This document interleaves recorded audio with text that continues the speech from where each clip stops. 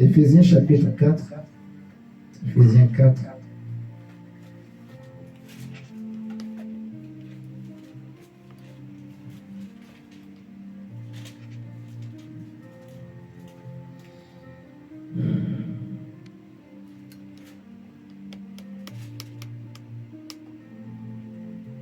Éphésiens 4, verset 18 nous dit,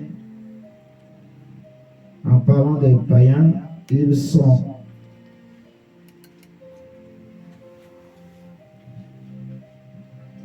ont l'intelligence obscurcie, ils sont étrangers à la vie de Dieu. Et nous voulons essayer d'analyser un peu, de développer un peu le thème, le sujet sur la vie de Dieu. Qu'est-ce que la vie de Dieu, en fait, pour nous, en tant que chrétiens? Avec tous les enseignements qu'on a eu, vous m'entendez bien?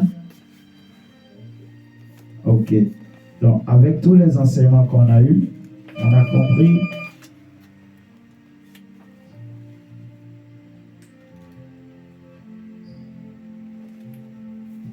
avec les enseignements qu'on a eu, on a compris que, en fait, quand on parle de la vie de Dieu, c'est vraiment Christine, je crois. Ah, c'est pas elle?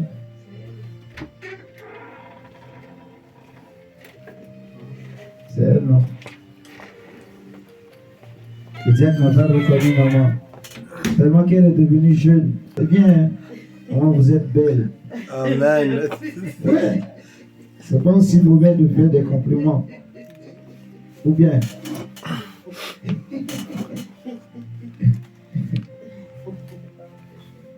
Voilà, c'est pas un péché. Si nous regardons, on a vu que dans Jean chapitre 1, on nous a dit que au commencement était la parole et la parole était avec Dieu et la parole était Dieu. Et toutes choses ont été créées par elle et en elle et avec elle et pour elle. Donc, en elle était la vie. Le verset clé qui va nous aider ce matin. Par exemple, concernant Jean chapitre 1, on nous dit au verset 4 que en elle, c'est-à-dire dans la parole, était la vie. Et la vie était la lumière des hommes. 1 Jean chapitre 1, le verset 5 nous dira, déjà ici dans Jean 1, 3, on nous dit qu'en elle était la vie est la lumière des hommes. Vous voyez? Nous voulons essayer de comprendre un peu la pensée de Dieu derrière la vie de Dieu. Quand Paul dit que les païens sont étrangers à la vie de Dieu, qu'est-ce qu'il veut dire? C'est vrai qu'on a déjà essayé de parler de ça, mais ce matin, on va essayer d'approfondir encore un peu plus. Ça va nous aider à mieux comprendre les choses de Dieu. Donc, dans Jean chapitre 1, le verset 3, verset 4 plutôt, on nous dit que dans la parole de Dieu se trouve la vie de Dieu. On peut dire autrement que la vie de Dieu, c'est égal à sa parole. Vous voyez? La parole, c'est la vie, en fait. La parole, c'est la vie. La parole, c'est la vie. Dans 1 Jean, chapitre 1, au verset 5, on avait vu dans la semaine que la nouvelle que nous avons apprise de Jésus, c'est que Dieu est lumière et il n'y a point de ténèbres en lui. Ça veut dire que certainement la vie de Dieu aussi est une vie de lumière, puisque Dieu lui-même est lumière. Vous êtes d'accord avec moi? Si Dieu est lumière, c'est que sa vie aussi est certainement lumière. Amen. Amen. Donc, en nous appuyant sur ces versets qu'on vient de prendre déjà, on peut déjà tirer une leçon, un premier point. C'est que quand Paul parle de la vie de Dieu, quand il dit aux Éphésiens que les païens sont étrangers à la vie de Dieu, il veut dire donc les païens sont étrangers à une certaine lumière, à la lumière de Dieu, en fait. Parce que Dieu, c'est sa lumière. Dieu est lumière. La vie de Dieu est lumière. La vie de Dieu se trouve dans sa parole. Sa lumière se trouve dans sa parole. Et la vie dont Paul parle, c'est la lumière, en fait, la lumière de Dieu. Donc, la vie, c'est la lumière. Si la vie est lumière, donc, lorsqu'on nous parle de la vérité de l'Esprit de Dieu, la vérité qui est en Christ,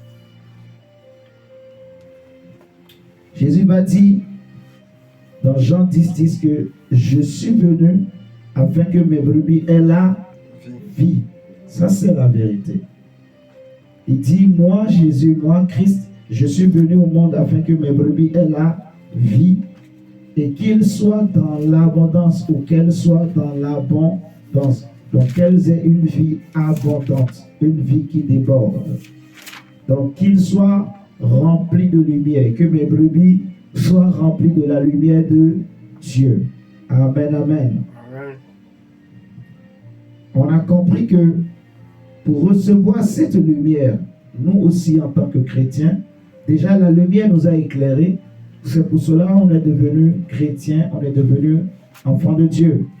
Maintenant, pour marcher dans cette lumière, on a besoin d'être continuellement en contact avec cette lumière. On a besoin d'être continuellement régénéré. Si vous prenez avec moi Romains chapitre 12, versets 1 et 2.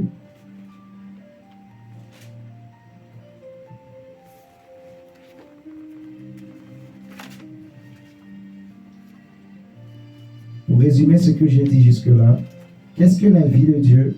La vie de Dieu, c'est la lumière. C'est la lumière qui est dans sa parole. Maintenant, comment recevoir cette vie? Paul dit dans Romains chapitre 12, versets 1 et 2, « Je vous exhorte donc, frères, par les compassions de Dieu, à offrir vos corps comme un sacrifice vivant, saint, agréable à Dieu, ce qui sera de votre part un culte raisonnable. » Le verset 2, il dit, « Ne vous conformez pas au siècle présent. Ne vous conformez pas au siècle présent, mais soyez transformés par le renouvellement de l'intelligence, afin que vous discerniez quelle est la volonté de Dieu, ce qui est bon, agréable et parfait. » Si vous remarquez, dans Éphésiens 4 qu'on a lu, Paul va donner plusieurs points qui caractérisent les païens. Donc, ils sont étrangers à la vie de Dieu, ils ont l'intelligence obscurcie, ils marchent selon les convoitises de leur pensée et de leur chair. Ils ne connaissent pas la volonté de Dieu, ainsi de suite. Vous voyez? Est-ce que vous me suivez? Amen. Donc, quand Paul dit ils sont étrangers à la vie de Dieu, dans Éphésiens 4 qu'on a lu, ça veut dire qu'ils ont l'intelligence obscurcie. On va retourner dedans et vous allez bien comprendre. Gardons ces deux passages-là. On garde Romains 12, on ouvre Éphésiens 4. On retourne dans Éphésiens 4.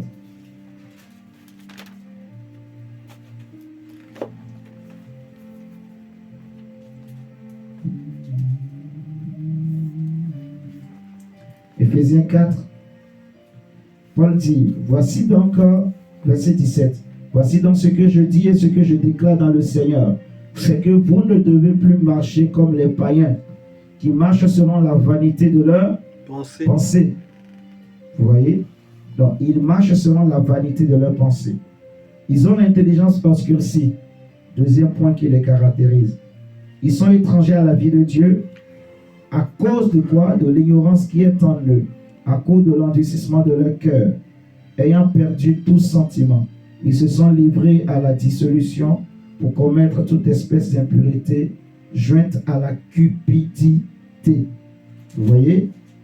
Donc, un païen, c'est quelqu'un qui ne connaît pas la volonté de Dieu. Un païen ne connaît pas la volonté de Dieu. Un païen ne peut pas discerner la volonté de Dieu. Un païen, ce que Paul dit, il a l'intelligence obscurcie. Parce que son intelligence est obscurcie, il marche selon les pensées de son cœur, il marche selon les convoitises de sa chair, il marche selon ses propres désirs.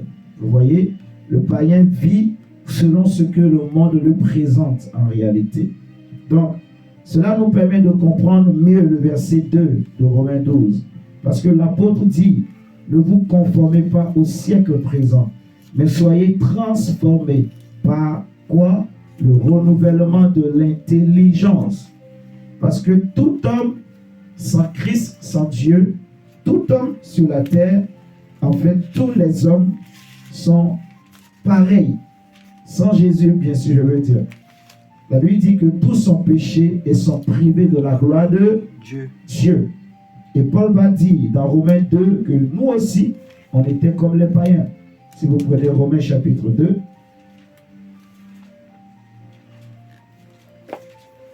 Seigneur, merci pour ce matin. Toutes choses concourent bien de ceux qui aiment Dieu. Nous t'aimons, nous te disons merci. Et merci pour ta grâce. Merci, Seigneur, parce que tu es fidèle, tu vas nous faire du bien. Tu nous fais déjà du bien. Dans Romains 2, Éphésiens chapitre 2, plutôt verset 1, la Bible dit, vous étiez morts par vos offenses et par vos péchés. Nous aussi, comme les païens, on était morts.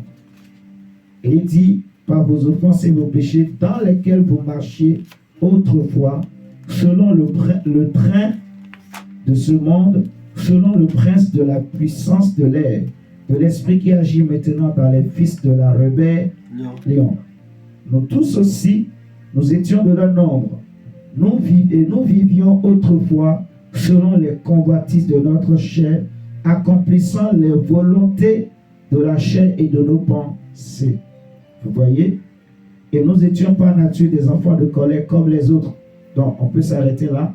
Donc, on comprend que un païen, il ne connaît pas la volonté de Dieu. Il ne connaît rien de la volonté de Dieu. Il est étranger à la vie de Dieu parce que son intelligence est voilée, est obscurcie. Quand on dit l'intelligence est obscurcie, on veut dire que l'intelligence est voilée. Amen. Amen. Et Paul dit aux Romains, dans Romains 12, 2, ne vous conformez pas au siècle présent, mais soyez transformés par le renouvellement de l'intelligence. Ça veut dire que pour recevoir la vie de Dieu, la vie que Dieu nous donne en tant que chrétien, en tant qu'enfant de Dieu, nous avons besoin de renouvellement de l'intelligence. Amen. Amen. J'ai besoin que mon intelligence soit renouvelée pour recevoir cette vie. La vie de Dieu, on a dit que c'est sa lumière. Amen. Et hier, en répondant aux questions des uns et des autres, on a dit que lorsque le Seigneur dit dans Genèse chapitre 2, faisons l'homme à notre image, chapitre 1 plutôt, Genèse 1, 26, à partir de 26, faisons l'homme à notre image et à notre ressemblance, il voulait parler premièrement de Christ. Parce que dans Colossiens 1, au verset 15, on nous dit que Christ est l'image visible du Dieu invisible, le Dieu qu'on ne peut pas voir. Amen. Amen. Donc, on a vu dans Hébreux chapitre 1 que Christ est le reflet de la gloire de Dieu et l'empreinte de la personne de Dieu. Vous voyez? Donc, si je suis l'image de Dieu, ça veut dire que j'ai été créé comme Christ. J'ai été créé à la ressemblance de Christ. Amen. Et si Christ est le reflet de la gloire de Dieu, moi aussi je dois refléter la gloire de Dieu. Si Christ est l'empreinte de la personne divine, de l'identité de Dieu, moi aussi je dois être une empreinte de Dieu sur la terre. Amen. Amen. Donc la transformation dont Paul est en train de parler, quand il dit soyez transformés par le renouvellement de l'intelligence, la transformation là, c'est sur cette terre. Ok?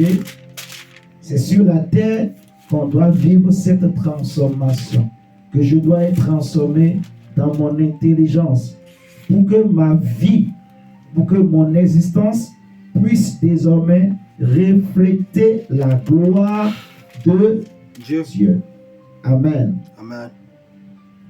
Cela nous amène à faire une deuxième conclusion. On a compris que la vie de Dieu, c'est la lumière. Amen. Amen. C'est la vie de Dieu en Christ. Ça nous montre la gloire de Dieu. Ça nous montre, en fait, l'empreinte de Dieu. Et on peut comprendre donc que un homme ne peut pas recevoir cette vie, premièrement, s'il ne donne pas sa vie à Christ, et deuxièmement, s'il n'est pas renouvelé dans son intelligence. Amen. Amen. Je ne peux pas vivre cette vie, en fait. Je vais m'exprimer autrement. Quand je donne ma vie à Christ, Dieu me donne tout. Je deviens héritier, co-héritier avec Christ, on a déjà dit. Mais pour que je vive cette nouvelle vie-là, pour que je puisse maintenant refléter ce que j'ai reçu, il faut que je sois renouvelé dans mon intelligence. Vous voyez, dans ma façon de penser, de réfléchir, d'agir, il faut que je sois transformé. Quand nous prenons l'exemple de l'église de Laodicée, par exemple, déjà, avant de parler de Laodicée, quand Paul dit « ne vous conformez pas au siècle présent », le mot « siècle » là, ça s'appelle en grec « aion », A-I-O-N, aion. Et ça veut dire, en fait, siècle, ça veut dire aussi notre temps là, notre génération là. Vous voyez, le siècle dans lequel nous vivons, l'organisation qui existe aujourd'hui, c'est différent du mot cosmos. Vous voyez ce que je dis? Le cosmos qui n'est rien d'autre que, en fait, la disposition, la manière dont Dieu a disposé l'espace. Il a disposé les astres, les étoiles, les planètes, toutes ces choses. C'est ça le cosmos. Mais aion, c'est un siècle, c'est une génération, c'est une époque. Vous voyez? C'est une époque, c'est un gouvernement terrestre en fait, aion. C'est un système, voilà le mot que je cherchais. Aion, c'est un siècle, c'est un système. Vous voyez? C'est une mentalité, c'est une façon de vivre, en fait. Donc, quand Paul nous dit, ne vous conformez pas au siècle présent, il veut parler du système dans lequel le monde fonctionne aujourd'hui, actuellement. Amen. Amen.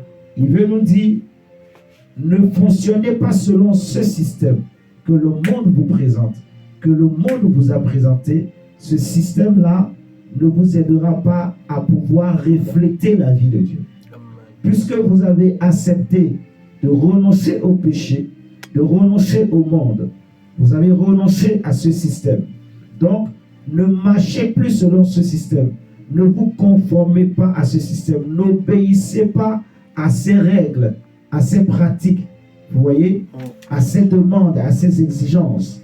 Donc, laissez-vous plutôt transformer par le renouvellement de votre intelligence, au travers de la parole, Amen. au travers de la révélation qui viendra pour renouveler vos mentalités, votre intelligence, afin que vous puissiez discerner quelle est la volonté de Dieu. Amen. Vous voyez? Donc, le renouvellement de l'intelligence nous permet de comprendre dans notre esprit réellement la volonté de Dieu. Ne commencez pas à entendre, pas discerner, pas percevoir, pas capter la pensée exacte de Dieu, la volonté de Dieu. Par exemple, Paul dit aux Corinthiens dans 1 Corinthiens 2 que nous n'avons pas reçu l'esprit qui vient du monde, mais nous avons reçu l'esprit qui vient de Christ. L'esprit qui vient de Dieu. Amen. Amen. Donc, lorsqu'on parle de haillons, de système du siècle présent, on veut parler d'un esprit qu'on appelle l'esprit du monde. Et je vais nous aider, nous allons bien comprendre c'est quoi l'esprit du monde. C'est tout un système. Le mot haillon là, c'est un système. C'est une organisation en fait. C'est un fonctionnement et c'est un esprit en fait. Que Paul nous met en garde, le Seigneur nous met en garde. On ne doit pas se conformer à ce fonctionnement-là, en fait. C'est un fonctionnement. Donc, pour recevoir cette vie, il faut que je sois renouvelé, transformé dans mon intelligence. Quand on regarde l'église de Laodicée, par exemple, dans Apocalypse chapitre 3, on voit que c'était une église qui se disait « Je suis riche, je suis belle, je n'ai besoin de rien, je n'ai besoin de personne. » Apocalypse 3, au verset 14. La Bible dit, voici, écrit à l'ange de l'église de Laodicée, voici ce que dit l'Amen, le témoin fidèle et véritable, le commencement de la création de Dieu. Je connais tes œuvres, je sais que tu n'es ni froid ni bouillant. Puisses-tu être froid ou bouillant? Ainsi, parce que tu es tiède et que tu n'es ni froid ni bouillant, je te vommirai de ma bouche. Et vous allez comprendre tout à l'heure pourquoi l'église de Laodicée ne pouvait pas être chaude.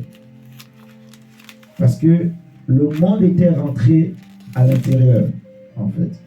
L'esprit du monde était rentré à l'intérieur. Donc, le Seigneur dit au verset 17, parce que tu dis, je suis riche, je me suis enrichi, et je n'ai besoin de rien. Et parce que tu ne sais pas que tu es malheureux, misérable, pauvre, aveugle et nu. Donc, le Seigneur dit à l'église de Laodicée que tu es malheureux, misérable, tu es pauvre, tu es aveugle et nu. Vous voyez? Donc, toute personne, justement, qui n'a pas la lumière de Dieu, on a dit que ils ont péché, ils ont été privés de la gloire de Dieu. Romains 3, verset 23. Donc, quand l'homme est privé de la gloire de Dieu, l'homme est comme mort. Et l'homme, quand on dit que l'homme est comme mort, en fait, c'est quelqu'un qui est misérable, qui est malheureux, qui est pauvre. Vous voyez, spirituellement, une personne morte, c'est une personne qui n'a pas de vêtements, une personne qui n'a pas de couverture, une personne qui est aveugle, qui est nue. Amen, amen.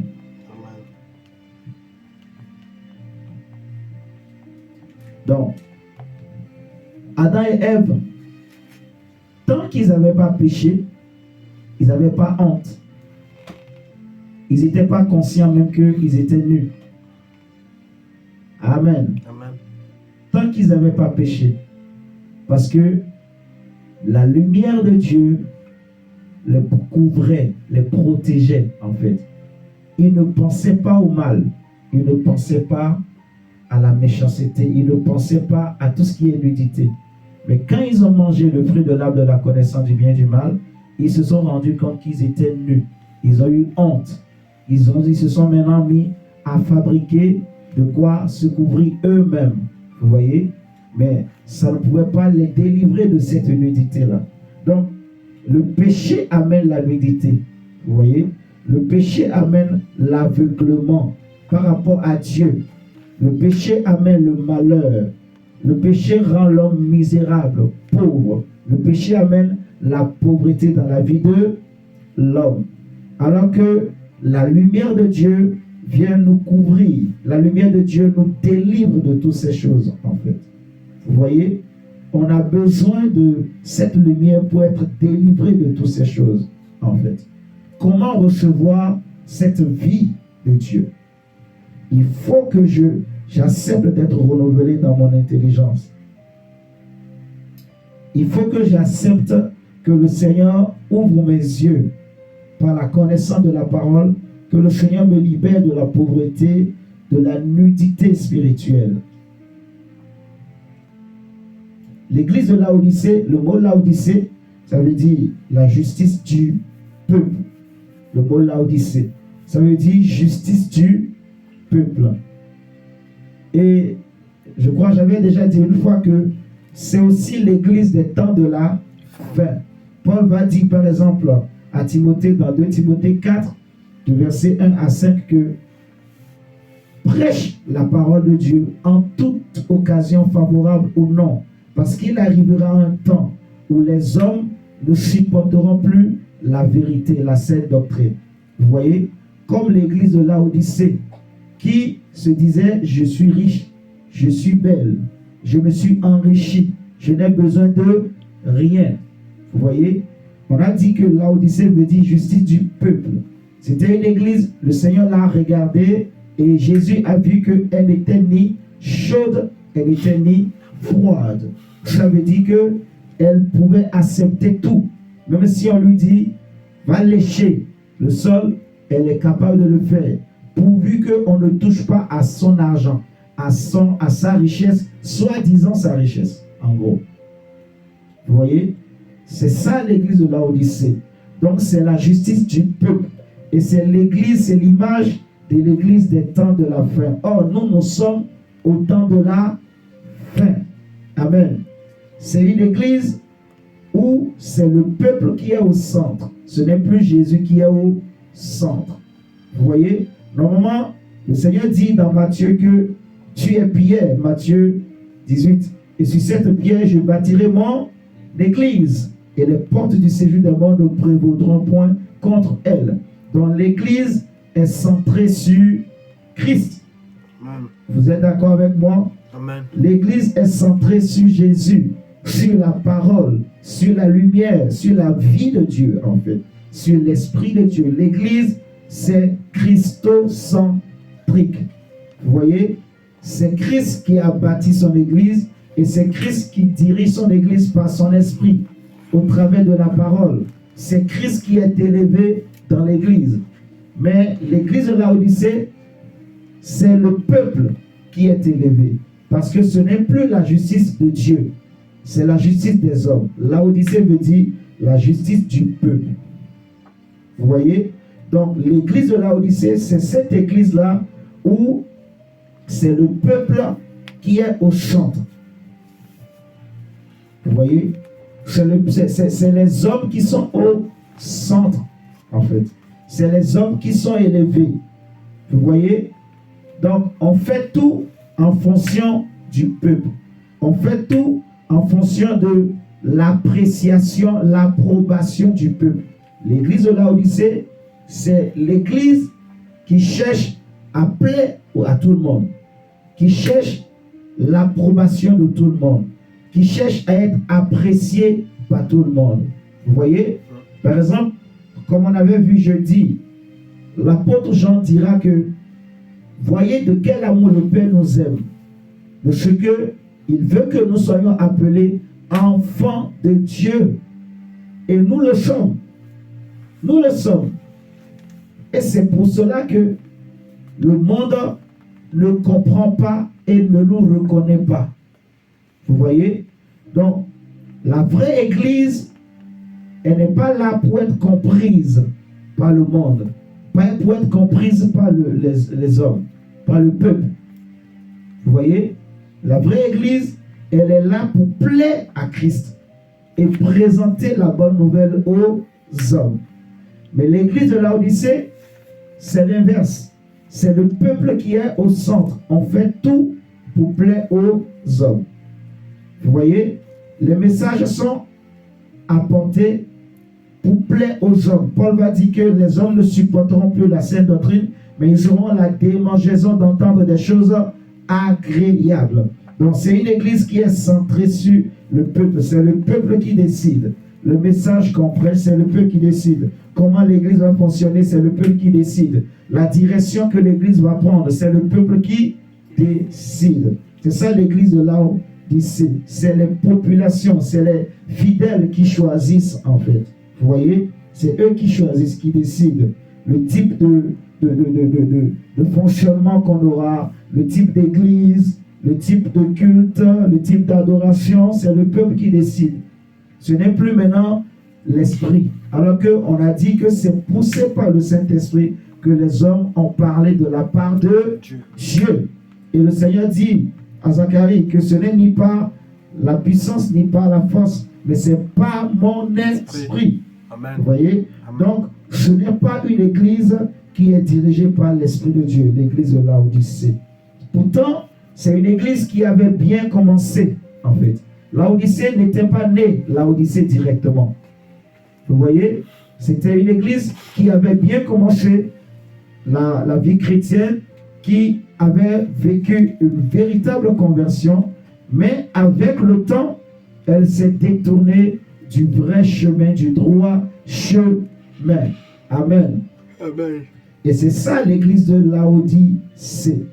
Vous voyez? Qu'est-ce qui est arrivé à l'église de Laodicée? Eh bien, le monde est rentré à l'intérieur de l'église de Laodicée. L'esprit du monde est rentré dans l'église de Laodicée. Paul dit aux Corinthiens, dans 2 Corinthiens 11, que il dit, je suis jaloux de vous. On va prendre 2 Corinthiens 11.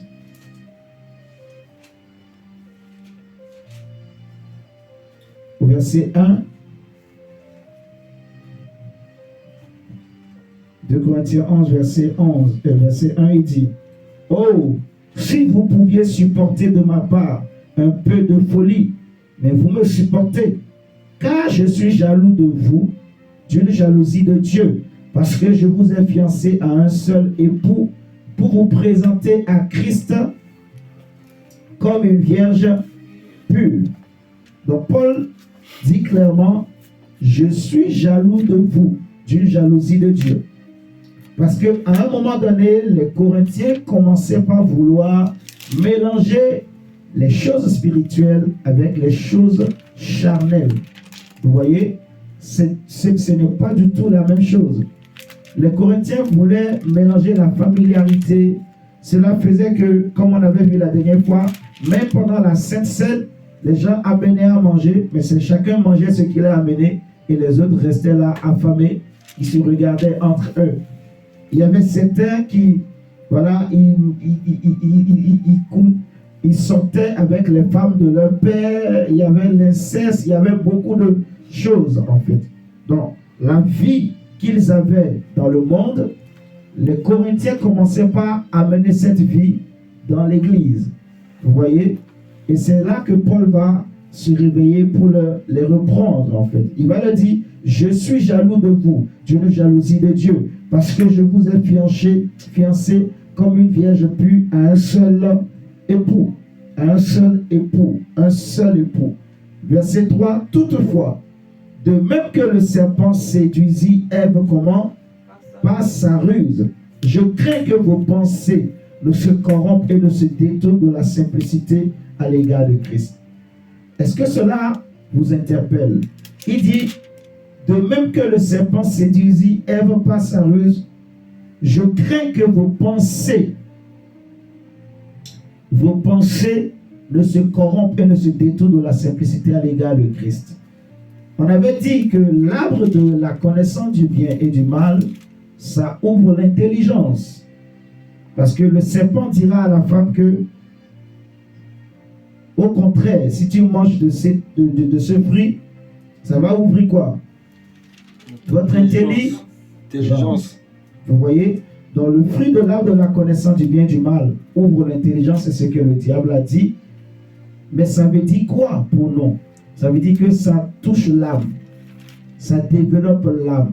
Ça développe les sentiments, l'intelligence, l'intellect. Ça développe l'orgueil dans le cœur de l'homme, en fait.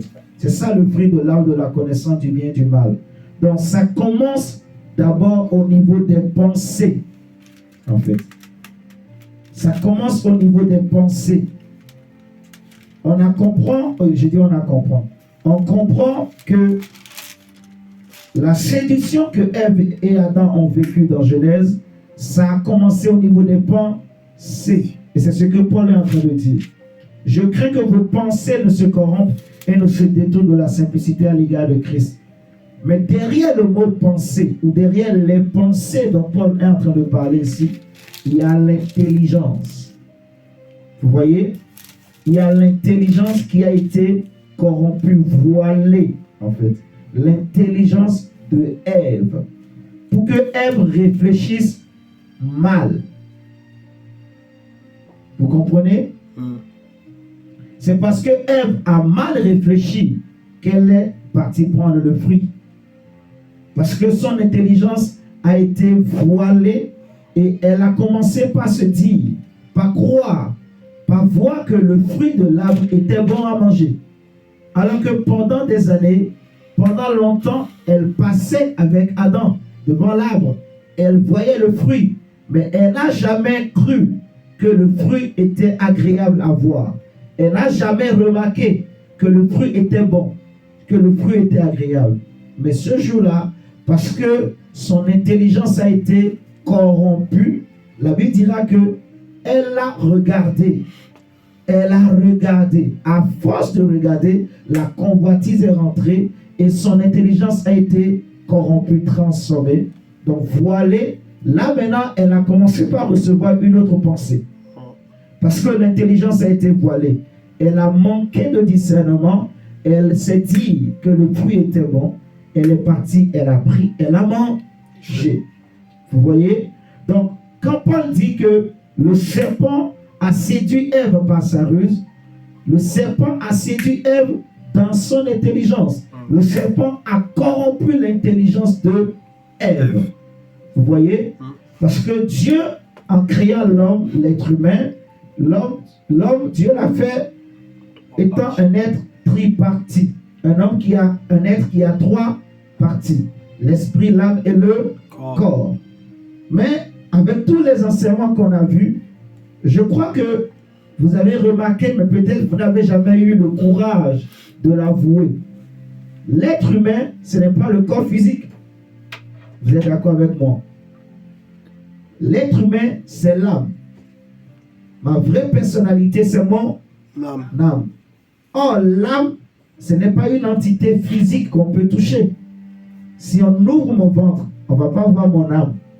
Vous êtes d'accord avec moi? Mais je sais que j'ai une âme. Elle est en moi. Et c'est l'âme qui pêche, c'est l'âme qui sera jugée. C'est ce que la Bible déclare. Donc, le responsable en moi, c'est mon âme. Ma vraie personnalité, c'est mon âme. Celui qui vit en moi, c'est mon âme, qui reçoit la vie au travers de mon esprit. Amen. Amen, amen. Amen. Donc, si ma vraie personnalité, c'est mon âme, ça veut dire que je suis un être spirituel. Parce que mon âme n'est pas une entité physique. Vous voyez? Mon âme n'est pas une entité physique. Elle est spirituelle, l'âme. C'est un être spirituel, en fait. C'est pour ça qu'on dit une âme vivante. Elle reçoit la vie de l'esprit. Mais c'est un esprit. En fait, c'est une entité spirituelle. Elle n'est pas l'esprit. Vous comprenez? Amen. L'âme est spirituelle. Elle n'est pas l'esprit, mais elle est spirituelle, en fait. Donc, l'être humain est un être spirituel. Amen. Je suis spirituel, en fait. Je suis une entité spirituelle. Là où je suis, là où tu es. Et on nous dit que Ève a été séduite dans son intelligence, corrompue au niveau de ses pensées. Quand la corruption rentre dans les pensées, l'intelligence est mal manipulée. Vous voyez? Parce que c'est les pensées qui nourrissent l'intelligence. Maintenant, qu'est-ce que je voulais dire en nous parlant de l'âme en tant qu'entité spirituelle? Quand mon esprit reçoit une information, mon âme est le siège des sentiments ou des émotions, de l'intelligence qui est la réflexion. Amen. Du raisonnement, l'intelligence, c'est ça encore le raisonnement. Le raisonnement, la réflexion, c'est tout ça l'intelligence. Vous voyez? L'âme, c'est aussi le siège de la volonté. Le siège des décisions qui sont prises, qui concernent la vie d'un individu. Amen, amen. Amen. Donc, l'intelligence, si vous remarquez, dans la vie d'un homme, tout ce que l'homme fait, il réfléchit toujours. Il réfléchit, il réfléchit, il réfléchit. Il fait des calculs. L'homme fait des calculs, l'homme réfléchit. Même le méchant, avant de commettre sa méchanceté ou son meurtre, il réfléchit, il pense et il fait des calculs. Il a des objectifs. Vous voyez, il a un plan. Le plan est formaté dans sa tête. Les hommes qui le voient, ils ne le savent peut-être pas. Mais au-dedans de lui, il pense des choses. Vous voyez, il fait des calculs. Des fois, même quand tu es tout seul, tu ne veux pas réfléchir, mais en toi, ça réfléchit seulement. Vous voyez? Parce que derrière, il y a quelqu'un qui te nourrit, qui nourrit tes pensées. Et comme ça nourrit tes pensées, ton âme, elle est faite pour réfléchir, en fait. Il y a une partie de ton âme qui est faite pour réfléchir. Et en fonction de tes réflexions, de tes raisonnements, de tes analyses, ton âme va prendre aussi des décisions. Vous voyez? Donc l'intelligence est très très importante, en fait, dans la vie d'un homme. Un homme qui va réussir dans la vie, il faut que son intelligence soit renouvelée. Un homme qui échoue aussi, c'est lié aussi à son intelligence. Vous voyez? Un homme qui baisse les bras, c'est lié à son intelligence. Et je ne peux pas vivre la vie que Dieu me donne. Je ne peux pas refléter cette lumière, cette vie de Dieu, si mon intelligence n'est pas transformée. Parce que mon intelligence va bloquer la vie. Vous voyez? C'est pour ça que Paul parle des forteresses, en fait. Dans 2 Corinthiens 10, vous voyez? Il va dire que si nous combattons, si nous marchons dans la chair, nous ne combattons pas selon la chair. Et les armes avec lesquelles nous combattons ne sont pas charnelles, mais elles sont spirituelles. Elles sont puissantes par la vertu de Dieu pour renverser les forteresses, Amen. Pour renverser les hauteurs, les raisonnements. Vous voyez?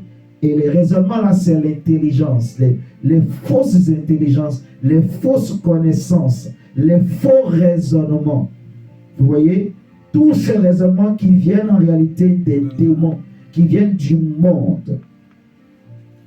Donc, il y a une relation de cause à effet entre, en fait, mes pensées et mon intelligence. Vous voyez? Et aussi entre mon intelligence et la vie que je reflète, en fait. La vie que je reflète, c'est en fonction de mes pensées et de mon intelligence. Ce que je reçois en moi, ce qui se passe en moi, en fait. Vous voyez? L'église de Laodicée, c'est l'église des temps de la fin. C'est l'église où c'est le peuple qui décide, qui choisit. Amen. Amen. Et c'est même de là qu'est né ce que nous voyons dans le monde qu'on appelle la démocratie, par exemple. La démocratie, c'est le peuple qui choisit son président, ses députés, ses représentants, ses maires, ainsi de suite. C'est le peuple qui choisit. Donc, ce fonctionnement-là, c'est bien pour la terre. C'est bien pour le monde. Vous êtes d'accord avec moi? Amen. Mais ce n'est pas bien pour le royaume de Dieu. Avec les choses de Dieu, il n'y a pas de démocratie. On parle de royaume, en fait. La démocratie, c'est physique. Mais dans le monde spirituel, il n'y a pas de démocratie. C'est ce que je veux dire, en fait. Que ce soit du côté de Dieu ou du côté des démons, il n'y a pas une histoire de démocratie. C'est un royaume. La Bible nous présente 2 royaumes. Le royaume de Dieu, le royaume de lumière et le royaume des ténèbres. Vous voyez? Donc, que le régime qui dirige un pays soit un régime démocrate ou capitaliste ou je ne sais pas quel autre régime ça existe encore. Tous les régimes que vous connaissez là, peu importe le régime, c'est physique. Ça, c'est sur le plan physique. Vous voyez? Mais en esprit, ce n'est pas ça qui dirige le pays. C'est un royaume. Vous m'entendez? c'est un royaume, c'est un règne. Jésus nous a dit dans la prière du Notre Père, lorsque vous voulez prier, dites Notre Père qui es aux cieux, que ton nom soit sanctifié et que ton règne vienne. Ça veut dire que ton royaume vienne. Ça veut dire que toute l'humanité, tous les hommes, ils sont dans un royaume. Et nous, en tant qu'enfants de Dieu, puisque nous ne sommes pas du monde, nous devons marcher sur la terre avec le royaume de lumière, le royaume Amen. de Dieu autour de nous. Amen, amen. Amen. Et il y a une guerre continuelle entre les deux royaumes. Donc, il faut comprendre ces réalités et prier en fonction, en fait. Tu vois, il faut que le royaume de Dieu, le royaume de lumière, soit autour de moi, soit en moi, soit avec moi. Amen, amen. Amen. Donc, l'église de Laodicée, pour recevoir la vie de Dieu, parce que j'ai dit que l'église de Laodicée, c'est l'église type des temps de la Fin. fin. Mais Dieu veut que cette église puisse refléter la gloire de Dieu. On a parlé de l'espérance le dimanche passé. L'espérance, elle soutient la foi de l'homme. Vous voyez? L'espérance soutient la vie des hommes. On dit la foi est une ferme espérance des choses qu'on espère et la démonstration de celles qu'on ne voit pas. Donc la foi soutient l'espérance. Mais l'espérance aussi, la Bible nous dira que Christ en nous, c'est l'espérance de la gloire. Amen. Amen. Donc, j'espère la gloire de Dieu. Pourquoi? Parce que je suis créé en Christ pour refléter la gloire de Dieu.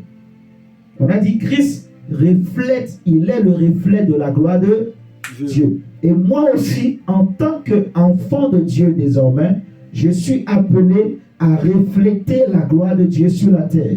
Je suis appelé à être une empreinte de Dieu dans ma famille, à être une empreinte, une marque de Dieu dans mon environnement, dans mon entourage. Amen. Amen.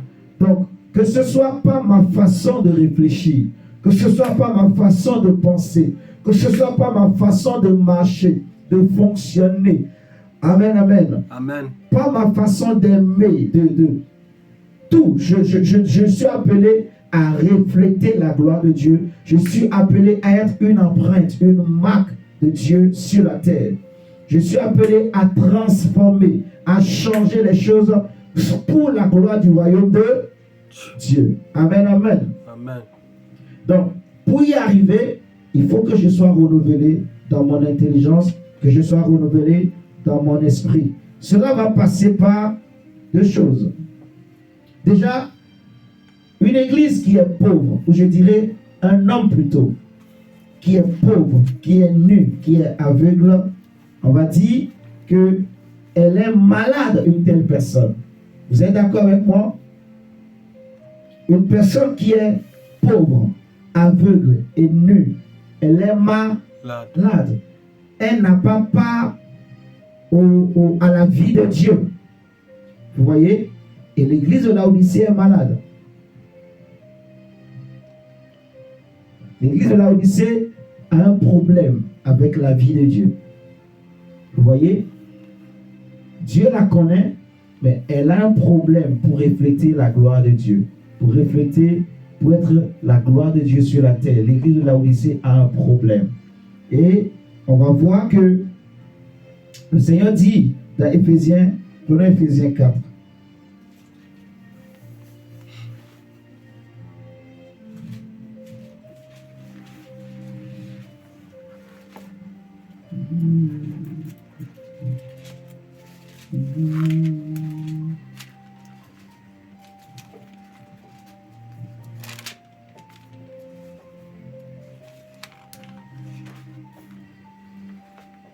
Éphésiens 4, verset 15 nous dit, mais que, professant la vérité dans la charité, nous croissions à tous égards en celui qui est le chef, Christ. Amen. Donc Dieu veut que nous puissions croître à tous égards. Comme il dit aussi dans 3 Jean, chapitre 1, au verset 2, que je souhaite que tu prospères à tous égards et que tu sois en bonne santé, que tu prospères à tous égards, comme prospère l'état de ton âme et que tu sois en bonne santé. 3 Jean chapitre 1, verset 2. Donc, on voit que dans 3 Jean chapitre 1, verset 2, on nous parle de la prospérité au niveau de l'âme. Et dans Éphésiens 4, verset 15 qu'on a lu, on nous parle de la croissance à tous égards. Dans 3 Jean, on parle de la prospérité à tous égards. Dans Éphésiens 4, 15, on parle de la croissance à tous égards. Ça veut dire, dans tous les domaines, dans tous les aspects de la vie, Dieu veut que je puisse connaître la richesse, l'abondance, la croissance. Vous voyez, que je sois riche, que je connaisse la prospérité et la croissance. La prospérité au niveau de mon âme, la croissance au niveau de mon esprit et de mon âme également. Vous voyez? Donc, refléter la gloire de Dieu, être l'empreinte de Dieu, cela passe par la croissance et la prospérité au niveau de mon âme. Il faut qu'au niveau de mon intelligence, en fait, au niveau de ma façon de réfléchir, parce que si vous avez compris, j'ai expliqué que l'église de Laodicée, par exemple, elle était quoi? Elle était malheureuse, elle était misérable, pauvre, aveugle et nue. Si on dit qu'elle est pauvre, alors qu'elle-même, elle se disait que je suis riche, c'est qu'elle est pauvre spirituellement devant Dieu. Vous voyez? Et cette pauvreté n'a rien à voir de la pauvreté dont Jésus parle dans Matthieu 5, par exemple. Quand il dit heureux les pauvres en esprit, ce n'est pas la même chose. Heureux les pauvres en esprit, ça veut parler de l'humilité. Vous voyez? Mais ici, la pauvreté dont le Seigneur parle par rapport à l'église de Laodicée, c'est l'absence de la lumière, en fait. L'absence de la lumière, l'absence de la richesse que donne la lumière. Vous voyez? Donc, une église type des temps de la fin, cette église, elle est pauvre. Elle n'est pas riche, elle est pauvre. Et si une église est pauvre, c'est qu'elle ne connaît pas la prospérité. Elle ne connaît pas la croissance aussi. Est-ce que vous êtes en train de me suivre? Non. Donc, une église pauvre, aveugle, nue, misérable, comme le Seigneur dit, c'est une église où il n'y a pas la prospérité, où il n'y a pas la croissance. Un homme, en fait, qui est nu spirituellement, qui est aveugle, qui est pauvre dans les choses de la lumière, vous voyez, tout ça, c'est le manque de la lumière. Amen. Amen. Lorsque la lumière manque, l'homme est pauvre. Et quand un homme est pauvre, il est pauvre dans quoi? Il est pauvre de la lumière, en fait. Il lui manque la lumière. C'est la lumière qui amène l'abondance, qui amène la prospérité, qui amène la croissance dans la vie d'un homme, en fait. Donc, on va dire que c'est une église qui est malade.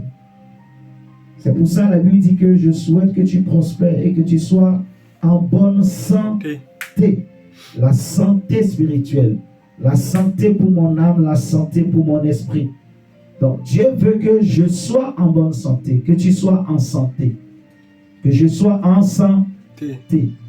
Souvent, on se préoccupe de la santé du corps, mais il est aussi important pour nous chrétiens de savoir aussi nous préoccuper de la santé, ma santé spirituelle.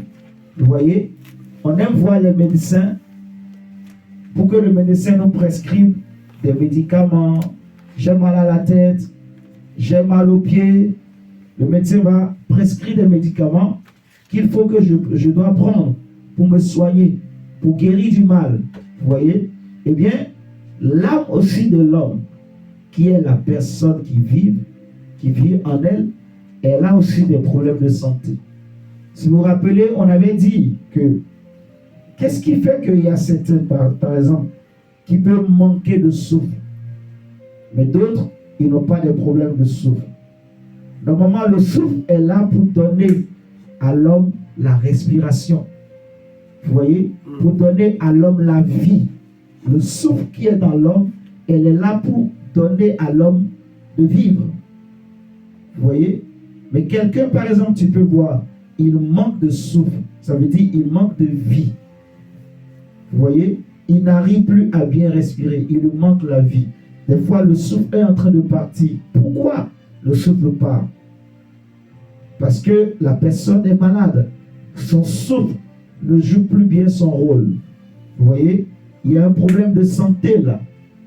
Donc, il faut que le médecin arrive pour guérir. Il faut qu'on lui donne des médicaments. On lui fasse une piqûre pour que son souffle soit guéri.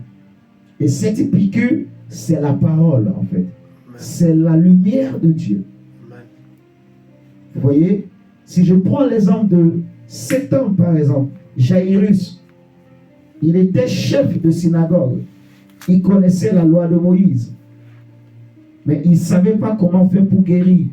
Il savait que sa fille était malade. Ça faisait peut-être longtemps que la fille souffrait. Il se demandait lui-même comment je peux faire pour aider ma petite fille. Il n'avait pas de solution. Gloire à Dieu, il a entendu qu'il y a un prophète qui était né en Israël, Jésus de Nazareth, qui allait de lieu en lieu et qui guérissait les hommes. Jairus est venu voir Jésus pour lui dire: aie pitié de ma fille, elle est malade, elle est mourante, viens la guérir, viens la toucher, viens lui imposer les mains afin qu'elle vive. Écoutez bien l'histoire. Jairus dit: viens lui imposer les mains afin qu'elle vive. Donc le souffle était malade et le souffle commençait par partir en fait. Quand Jésus partait, la Bible dira que les gens vont, à un moment donné, l'enfant était mort et les gens sont venus, ils vont dire à Jésus, ils vont dire à Jairus, la fille est morte, pourquoi importuner encore le maître? Cela ne sert à rien. Jésus va lui dire, ne crains pas, crois seulement. Arrivé dans la maison, il a fait sortir tout le monde. Il va dire Talita Koumi, il a réveillé la petite. Vous voyez? Dans d'autres versions, on dit que l'esprit de la fille, son souffle était déjà parti. Et le Seigneur est parti ramener le souffle. Waouh! Le Seigneur est parti récupérer son âme et a ramené ça dans le corps. Vous voyez? Et la petite s'est réveillée. Elle commence à respirer. Pourquoi? Parce que le souffle est revenu. La vie est revenue en elle. Qu'est-ce qui faisait que l'enfant souffrait? C'est parce qu'il y a un autre souffle. Le corps, mon corps là, on a dit que c'est un temple, c'est une maison, une habitation pour mon souffle. Ce corps a été fait sur mesure. Je répète, ce corps, c'est la maison que Dieu a faite pour mon souffle. Vous voyez? Et il est fait sur mesure. Donc, si, imagine une maison qui est bien construite, il commence pas à y avoir des déchirures dans le mur, des fissures dans le mur. Si la pluie tombe, l'eau va s'infiltrer dans la maison. Imagine, le toit est déchiré. Si la pluie tombe, l'eau va s'infiltrer dans la maison. Vous voyez? Imagine que les enfants s'amusent. Ils creusent un trou dans le mur. Les rats vont rentrer. Vous voyez? Même si la maison est neuve, si on ne l'entretient pas, si on ne prend pas soin, cette maison qui était faite sur mesure, qui était bien faite, on a investi, eh bien, elle ne pourra plus jouer son rôle de départ, en fait. Donc, les gens qui vivent dans la maison, soit ils ont deux choix. Soit ils réparent la maison, soit ils quittent. Vous comprenez ça? Parce que les rats commencent à rentrer, les serpents commencent à rentrer, la pluie rentre, le soleil. Les gens qui vont continuer de vivre dans une maison où la nuit comme le jour, la pluie tombe sur toi. Tu as un toit, mais c'est comme si tu n'as pas un toit. La nuit, tu dors avec les rats. Tu mets des vêtements pour cacher les trous, mais les rats rentrent quand même. Les rats, ils mangent les vêtements et ils rentrent. et ils mangent aussi, ils viennent manger tes doigts, tes pieds. Tu vas fuir cette maison. Vous voyez? C'est pareil pour le corps de l'homme. Le corps de l'homme, c'est une maison sur mesure que Dieu a fait. C'est Dieu qui l'a fait pour ton âme, pour ton esprit, en fait. Donc, quand quelqu'un manque de souffle, en réalité, il y a un autre souffle qui est rentré et qui commence pas à déranger. Il ne peut pas y avoir, ce n'est pas une maison qui est faite pour deux souffles. Vous comprenez le mystère? C'est comme ça que vous pouvez voir quelqu'un, il n'avait rien. Mais du jour au lendemain, ça ne va plus. La santé, ça ne va pas. Vous voyez? La santé, ça ne va pas. Le corps, ça ne va pas. Ça ne va pas. Il n'est pas bien dans son corps. Pourquoi il n'est pas bien dans son corps? Il y a un étranger. Vous voyez? Qui est rentré dans le corps. Et donc, qui commence pas à déranger son souffle. Son souffle n'est plus à l'aise. C'est pour ça que des fois, certains, parfois on dit, ah, il a fait une crise cardiaque. Il a fait un arrêt. Et il a eu un choc. Qu'est-ce qui est venu choquer son esprit ou son âme pour que son âme, son esprit part? Quand on dit il a fait une crise cardiaque, là, ça c'est la médecine. Mais spirituellement, quelque chose est venu choquer son âme, en fait. Quelque chose est venu pousser son âme dehors. Est-ce que je parle ou bien je parle pas? Dites-moi. Est-ce que ce que je dis là, c'est facile à entendre ou bien c'est difficile? Non, c'est facile. C'est facile à entendre. Hein? C'est ça, en fait, ce qui se passe. Donc, si je comprends que mon corps est un temple pour moi, c'est fait sur mesure, je dois protéger. Vous voyez? Pour qu'il n'y ait pas de fissures, qu'il n'y ait pas de portes, qu'il n'y ait pas des ouvertures. Tout ce qui peut permettre à un étranger d'entrer, je veille, je ferme. Vous voyez? Je fais tout pour qu'un étranger ne rentre pas. On avait déjà fait un enseignement où j'ai parlé même des squatteurs, ainsi de suite. Vous pouvez réécouter, ça va encore vous aider. Donc, je dois protéger ma maison. Vous voyez? Je protège ma maison. Si ma maison est bien, je serai tranquille et je peux penser à autre chose. Je peux vaquer à d'autres choses. Donc, tout ça, c'est lié, en fait. Vous voyez? Si je suis bien dans ma maison, je serai posé. Et si je suis posé dans ma tête, je peux réfléchir sur l'avenir. Vous voyez? Et le diable sait, en fait. Donc, il fait tout. Il va chercher à t'enlever la paix, te déranger. Il fait ce qu'il peut faire pour que tu ne sois pas bien dans ta propre maison. Si tu n'es pas bien dans ta propre maison, tu vas être préoccupé par d'autres choses. C'est ce qu'on appelle les soucis du siècle du siècle présent. Vous voyez? Jésus dit en parlant de la parabole du semeur, la semence, lorsqu'elle tombe dans une terre où il y a des épines, il dit que c'est toute personne qui a reçu la parole. Vous voyez? Il a reçu la parole, il a cru. Mais en lui, en cette personne-là, il y avait les soucis de la vie, les soucis, les inquiétudes de ce monde, qui sont comme des épines, qui étouffent. Et l'une des conférences qu'on avait faites, j'avais expliqué un peu ça. Il y a des gens qui peuvent être étouffés. Leur esprit est étouffé. Leur âme peut être étouffée. Vous voyez ce que je dis? Donc, même les problèmes que les gens ont, souvent que les gens peuvent avoir, derrière les problèmes, il y a un esprit. On va bien expliquer, vous allez bien comprendre. Il y a un esprit. Vous voyez? C'est à moi. Soit j'accepte que cet esprit entre en moi, ou je dis non, je refuse. Vous voyez? Jésus dit, ne vous inquiétez de rien. Toutes ces choses-là pour lesquelles on s'inquiète, De quoi je vais manger? De quoi je vais me vêtir? Comment je vais faire ceci? Comment je vais faire ça? Toutes ces inquiétudes-là, le Seigneur dit que ce sont les païens qui les ont. Et c'est de quoi nous sommes en train de parler. Les païens, ça veut dire que ceux qui sont étrangers à la lumière de Dieu, à la vie de Dieu, ce sont eux qui ont ce genre d'inquiétude, en fait. Il dit que les épines étouffent le souffle, étouffent.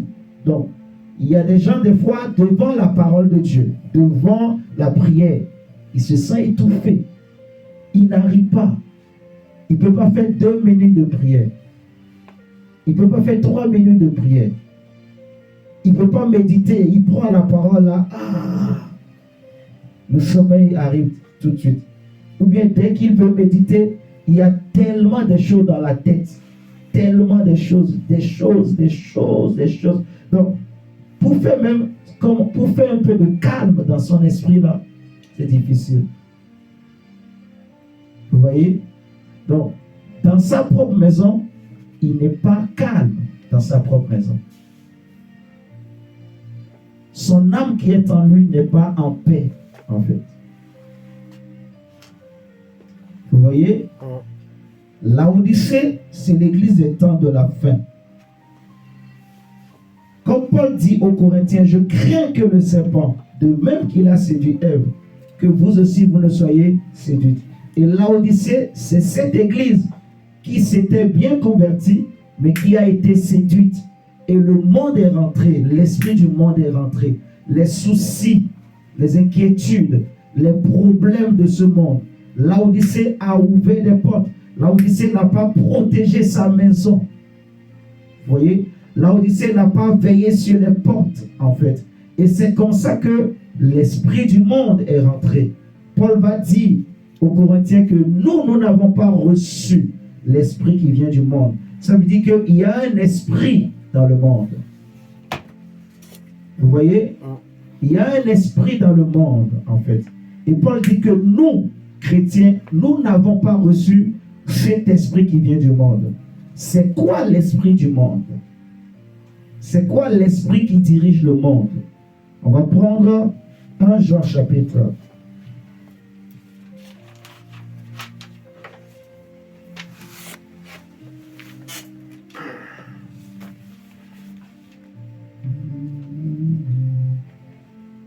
1 Jean 4.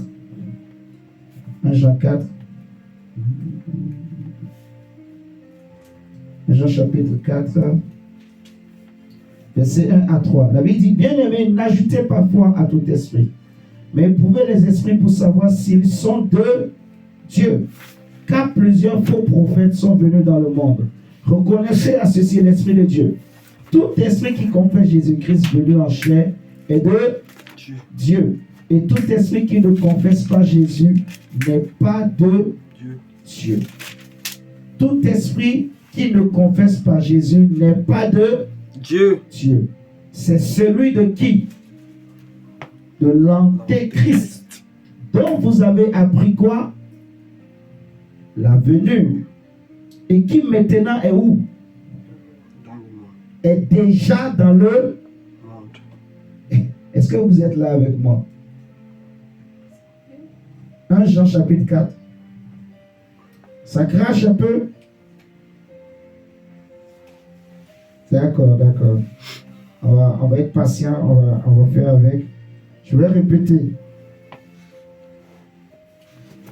Nous sommes en train de lire 1 Jean chapitre 4, verset 1 à 3. Là, vous avez retenu le verset.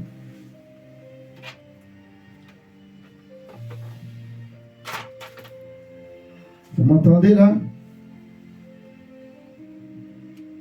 Je crois.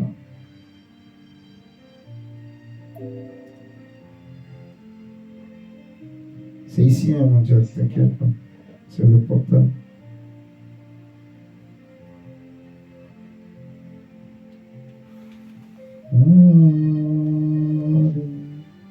Le verset 1 à 3. C'est surtout le verset 3 qui m'intéresse. Où on nous dit que tout esprit qui ne confesse pas Jésus n'est pas de Dieu. c'est celui de l'Antéchrist, dont vous avez appris la venue et qui maintenant est déjà dans le monde. Donc, l'esprit qui est dans le monde, l'esprit qui dirige le monde, l'esprit qui gouverne le monde, vous êtes en train de comprendre?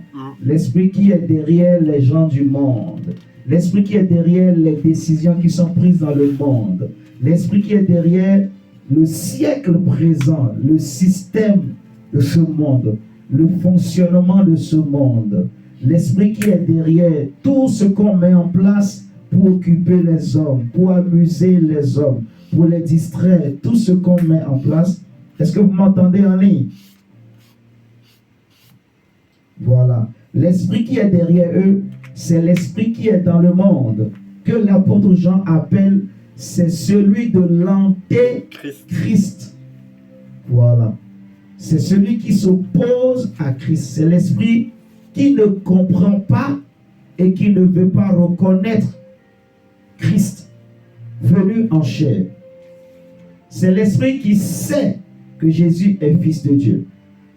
Les démons pouvaient dire à Jésus, nous savons qui tu es. Tu es le Saint de Dieu. Mais le chef a préparé un esprit qu'on appelle l'esprit de l'antéchrist. Paul l'appelle aussi, dans Éphésiens 2 qu'on a lu, le prince de la puissance de l'air. L'esprit qui agit dans les fils de la rebelle Lion. Le même apôtre Jean, il va dire dans 1 Jean chapitre 5, au verset 17, si nous prenons 1 Jean 5, verset 17 à 20. 1 Jean 5, 17 à 20.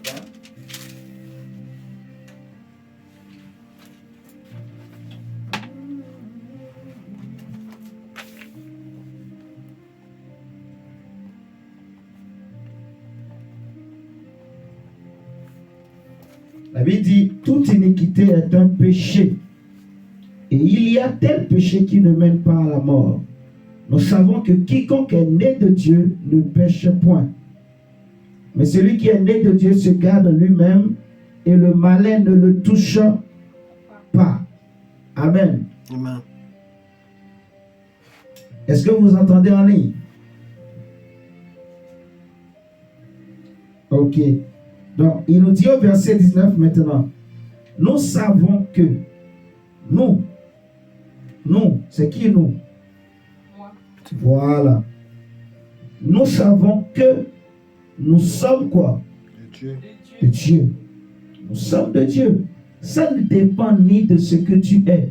Ça ne dépend ni de ton passé, ni de tes défauts. Je veux vraiment que ça soit clair. Tu es enfant de Dieu. Et c'est ce que l'apôtre Jean voulait que les chrétiens comprennent. Dieu veut que toi-même tu t'appelles enfant de Dieu. Vous voyez ce que je dis? Que les gens t'appellent enfant de Dieu et que en commençant par toi-même.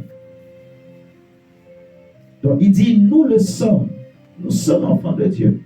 Même si le monde, donc l'esprit du monde, ne le reconnaît pas, ne le comprend pas, ne le veut pas, en fait. Même s'il sait, parce que tout ce que Dieu dit est vrai. Vous voyez? Ce que Dieu dit, c'est automatique. Ça se fait, c'est comme ça. Donc là où tu es enfant de Dieu. Je suis enfant de Dieu. Vous voyez? Et la Bible dira que nous savons que nous sommes de Dieu. Et que le monde entier est sous la puissance du malin. C'est ça l'esprit du monde. Ce qu'on appelle l'esprit du monde, c'est l'esprit de l'antéchrist, en fait. Comme Jézabel, au temps d'Élie, avait combattu les prophètes en Israël. Jézabel avait combattu l'esprit des prophètes, l'esprit de la prophétie. Jézabel avait combattu les véritables enfants de Dieu. Au temps d'Élie, Israël était comme l'église de Laodicée. Vous voyez? Au temps du prophète Élie, Israël qui avait bien commencé avec le Seigneur, s'était maintenant détourné des commandements de Dieu pour se tourner vers les dieux païens, pour se tourner vers les pratiques des autres peuples. Vous voyez? Mais en ce temps-là, il y avait certains hommes en Israël qui avaient choisi de rester fidèles à Dieu. Et donc, l'esprit de l'Antéchrist voulait les détruire. Il va pousser Akab à épouser une femme du nom de Jézabel, qui avait pour mission de tuer tous les vrais prophètes en Israël. C'était la mission de Jézabel, d'instaurer le règne du faux Dieu en Israël. Alléluia. Amen. D'instaurer le culte des faux dieux en Israël. C'était la mission de Jézabel. D'amener les vrais prophètes à se corrompre. Et c'est ce que le Seigneur va dire aussi à l'église. Ce que j'ai contre toi, c'est que tu laisses cette femme Jézabel qui se dit prophétesse séduire. Vous voyez? Séduire mes serviteurs. Les pousser à manger des viandes sacrifiées aux idoles. Donc, là, le Seigneur parle à l'église de Thyatire. Donc, tu laisses cette femme Jézabel séduire mes serviteurs, les pousser à manger des viandes sacrifiées aux idoles. C'est ce que Jézabel a fait au temps d'Élie. Elle a réussi, ou elle avait réussi, à tuer tous les faux prophètes. En fait, je dis tous les faux prophètes. Tous les vrais prophètes en Israël. Vous voyez? Et Élie avait réussi à lui échapper. Mais quand Élie a osé s'attaquer à son système, vous voyez? Parce que la Bible dit qu'il y avait 400 prophètes de Baal, 450 prophètes d'Astarté qui mangeaient à la table de Jézabel. Élie va les tuer tous. Jézabel n'était pas contente. Elle a dit à Élie que tous ces dieux-là, y compris l'esprit de l'Antéchrist. L'Antéchrist, c'est ce qui s'oppose à Dieu, en fait. Ce qui est contre Dieu. Ce qui ne veut pas le règne de Dieu. Vous voyez? C'est un esprit qui ne veut pas le règne de Dieu, qui ne veut pas la lumière, en gros. C'est ça, l'esprit de l'Antéchrist. C'est un esprit qui n'aime pas la lumière, qui ne veut rien de lumière. Il veut que les hommes demeurent dans l'ignorance, que les hommes demeurent dans la religion, que les hommes demeurent dans les ténèbres, que les hommes demeurent dans les mauvaises pratiques. Vous voyez? Que les hommes mènent une vie chrétienne superficielle, que les hommes se corrompent. Vous voyez? Qui se lient par des alliances humaines, que les hommes entrent dans des alliances, que les hommes entrent dans des sectes, que les hommes entrent dans des associations. Vous voyez? Aujourd'hui, dans le monde, pour réussir, souvent, on pousse les gens à rentrer dans des sociétés secrètes. Et c'est maintenant même la mode. Avant, c'était caché. Mais aujourd'hui, sur Internet, il y a des boutons. Tu cliques, paf, tu es abonné. Tu deviens membre. Les jeunes, faites attention. Amen. Oui. Quand on voit que tu es un peu intelligent, là, on va te proposer. Si tu vois quelqu'un, il commence à te parler de lumière, tout ça dans ton travail, lis bien son mail. Il n'est pas chrétien. Vous n'avez jamais parlé de Dieu ensemble. Mais il commence à te parler. Ah, je vois une lumière vraiment en toi. Ne réponds pas.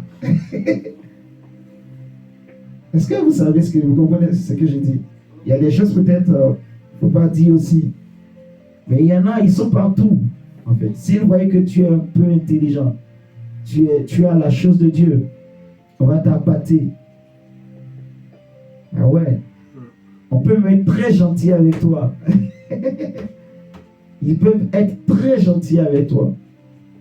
C'est juste pour t'attirer. t'as pâté. Franchement, tu es talentueuse. Hein? Waouh! C'est toi qui as fait ça? Waouh! Mais tu es fort, tu es forte. Franchement, j'apprécie vraiment ton courage, quoi. Non, tu es fort. Tu sais, nous, on peut t'aider pour maximiser encore tes résultats de fin de mois. Ici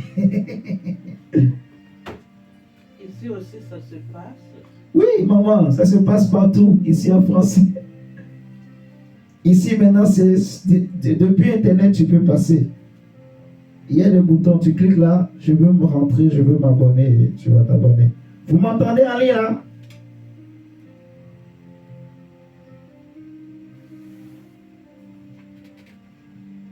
Ok.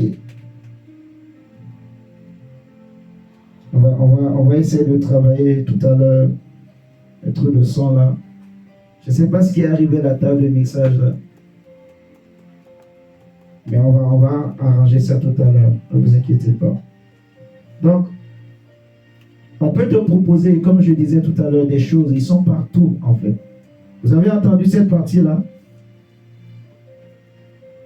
Ok.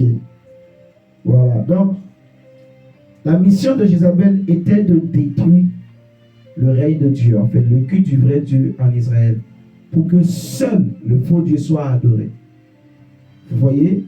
Mais gloire soit rendue au Seigneur, elle n'a pas réussi. Parce que Dieu va dire à Élie, je me suis réservé un reste, un peuple que j'ai mis à part, que Jézabel ne peut pas toucher. Vous voyez? Donc, même si nous sommes à l'époque de l'église de Laodicée, il y a quand même un reste. Il y a des hommes et des femmes qui craignent Dieu. Il y a des vrais. Vous voyez ce que je dis? Amen. Ce n'est pas tous les chrétiens qui sont corrompus, qui cherchent à plaire à Dieu, aux hommes. Vous voyez? En tant que chrétien, en tant qu'enfant de Dieu, je ne dois pas chercher que les gens m'apprécient. Non, ce n'est pas ça mon objectif. Mon objectif, c'est d'être apprécié par Dieu, d'être agréé par Dieu. Je ne sers pas Dieu pour les hommes. Je sers Dieu pour Dieu. Amen, amen. Amen. Donc, comment recevoir la vie de Dieu? Il faut déjà connaître c'est quoi l'esprit du monde et il faut le vaincre. Si tu connais bien ton ennemi, tu sauras comment lui résister. Amen. Amen. Parce que nous sommes dans une guerre. Il ne faut pas ignorer. Il ne faut pas faire comme s'il n'y a rien. Nous sommes dans une guerre en tant que chrétiens. Comme je disais dimanche passé, nous sommes engagés dans une guerre. Si tu connais bien tes ennemis, tu sauras te battre. Te battre. Tu te bats non pas pour avoir la victoire, mais tu te bats pour établir la victoire que Christ nous a déjà donnée. Amen. Amen. Mais pour établir aussi cette victoire, il faut justement la connaître. D'où l'importance de l'intelligence renouvelée. Donc, l'église de Laodicée a un problème de santé spirituelle. Il faut que le Seigneur guérisse l'église de Laodicée. L'église de Laodicée aussi, c'est une église qui est étrangère à la lumière, comme j'ai dit tout à l'heure. Vous voyez? Étranger à la richesse qui est dans la lumière. Amen, amen.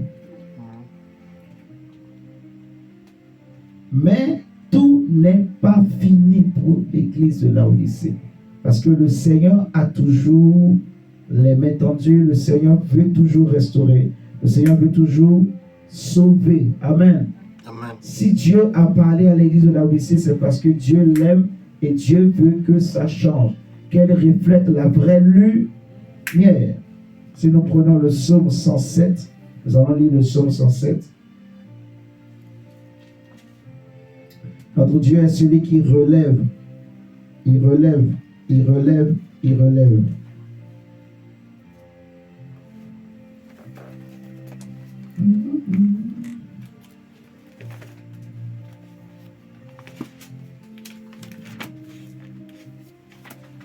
Le psaume 107, verset 41.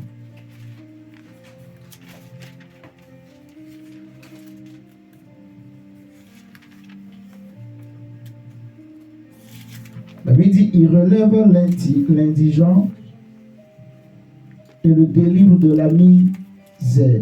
Il multiplie les familles comme des troupeaux. Vous voyez? Donc, lorsque une âme est malade, ici nous voulons parler maintenant pour recevoir cette vie, recevoir cette lumière, renouveler dans son intelligence. Paul crie dans Romains 7, qui me délivrera? Qui me délivrera? Comment je vais faire pour que mon intelligence soit renouvelée? Maintenant que j'ai la connaissance, je comprends, je sais ce qu'il faut travailler. Je sais qu'il faut que je travaille mon intelligence, mon intellect, mes raisonnements, par la méditation quotidienne de la parole, par l'écoute assidue des enseignements, par la contemplation, comme on avait expliqué. Donc, le Seigneur dit dans le psaume 107, verset 41, qu'il est celui qui relève l'indigent, c'est-à-dire le pauvre, et qui le délivre de la misère. Vous voyez? Ici, l'indigent, ici, c'est celui qui est pauvre, qui est aveugle, qui est nu, qui est misérable. On dit, il le délivre de la misère. Vous voyez? Il délivre les familles de la misère spirituelle. Il délivre l'homme de la misère spirituelle. Dieu délivre par Jésus-Christ de Nazareth. Le Seigneur délivre. Lorsqu'on crie à lui, lorsqu'on prend conscience de son état. Vous voyez? C'est très important. Il faut prendre conscience de son état. Est-ce que mon intelligence est renouvelée? Je suis dans la lumière, mais est-ce que j'ai reçu la lumière? Je suis enfant de Dieu. Ou bien, mais est-ce que mon intelligence est renouvelée? Est-ce que je suis à la dimension que Dieu veut? Est-ce que je suis en train de monter? Je disais la dernière fois que si les enseignements que nous apportons, ça ne touche pas, ou si on n'arrive pas à comprendre, il ne faut pas croiser les bras. Vous voyez? Si on n'arrive pas à comprendre, peut-être le monde est déjà rentré. Parce que Jésus dit que celui qui est né de Dieu écoute les paroles de Dieu. Il va dire aux Juifs, pourquoi vous ne comprenez pas mes paroles? Pourquoi vous n'entendez pas? Donc, vous êtes en train de faire le travail de l'antéchrist. Parce que c'est l'antéchrist qui ne comprend pas, qui ne peut pas comprendre d'ailleurs, qui ne veut pas, même s'il sait que ce que Dieu dit est vrai. Vous comprenez ça? Donc, c'est le même esprit qui travaille pour aveugler, envoûter les hommes, les occuper l'esprit, amener les hommes à contempler les choses qui ne donnent pas la vie. Tu peux, regarder un film et tellement le film t'a touché, tu vas voir, le film est tellement bien que tu as pleuré durant tout le film. Mais le film est terminé, je ne sais pas si vous avez remarqué ça, mais l'image du film est toujours dans ta tête. Tu penses à l'acteur. Même quand tu vas prier, c'est maintenant son image qui vient quand tu es en train de parler avec Dieu. Il y en a qui ont regardé Novelas, je ne sais pas si ça existe. Mais je crois que ça existe en Afrique. Au feu de l'amour, regardez tellement qu'il a regardé. Vous allez voir, la femme commence à faire la même chose avec son mari à la maison. Il y en a qui ont tellement regardé le feu de l'amour, ils sont rentrés dans la télé, elles ont oublié qu'elles avaient mis quelque chose sur le feu. Tellement qu'elle a raté plusieurs épisodes. Et le soir, elle a dit, ce soir quand je vais rentrer, je vais rattraper. Parce qu'à 22h, on va continuer. Quand elle est rentrée, elle s'est mise là. Elle a allumé. Elle s'est mise à pleurer. On l'a fait. Elle a oublié qu'il est déjà 20h30. Mon mari rentre, rien à manger. Le mari rentre, clac, clac, clac. Ça va, ma chérie? C'est là, ici. Oui, ça va. Ça va du maintenant, elle commence à dire, je fais comment? Elle prend, elle regarde, elle prend sardine, elle met, elle va chercher du pain, elle met sur la table.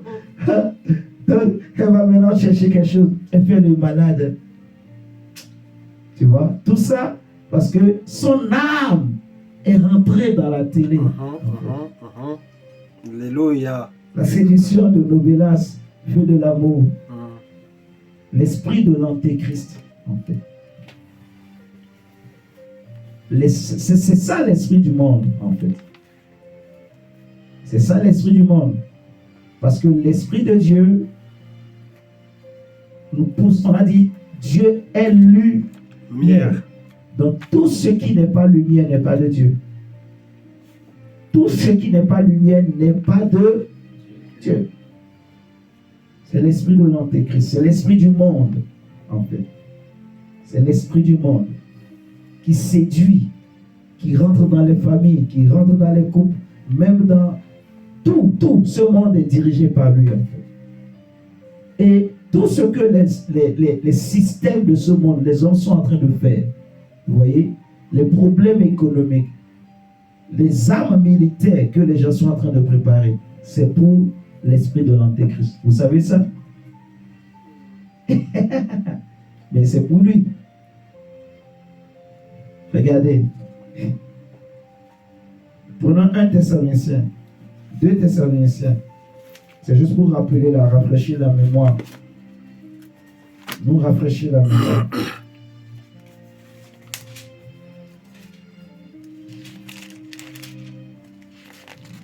« 2 Thessaloniciens chapitre 2.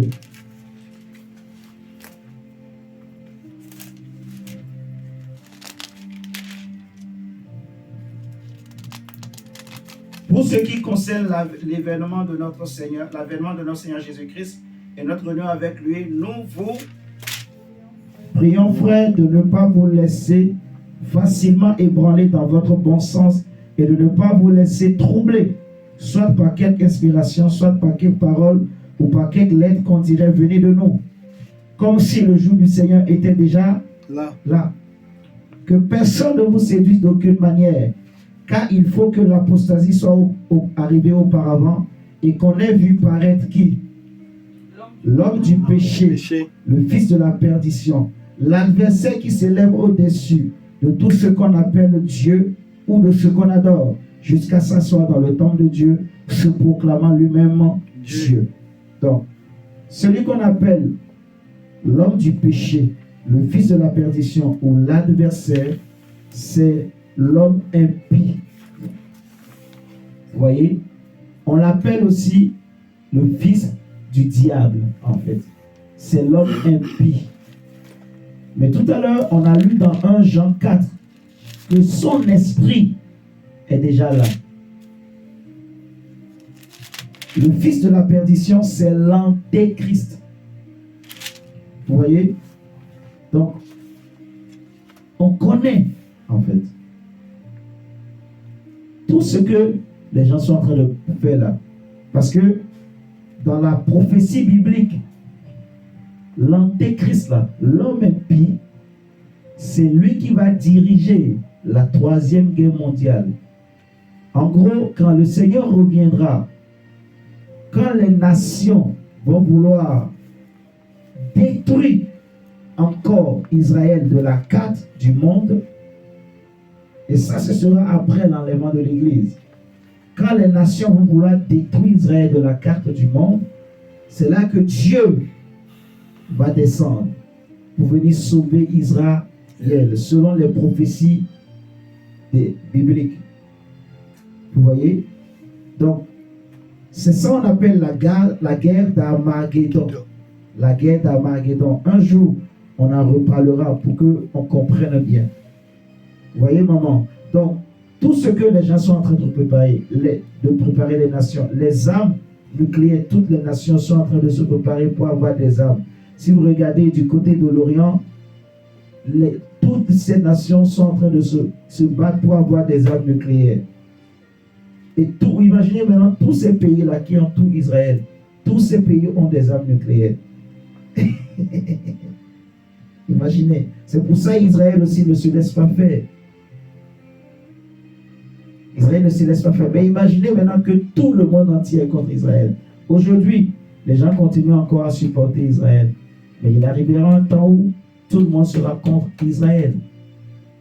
Quand l'Église va être enlevée et que les saints vont monter, l'Église ne sera plus sur la terre.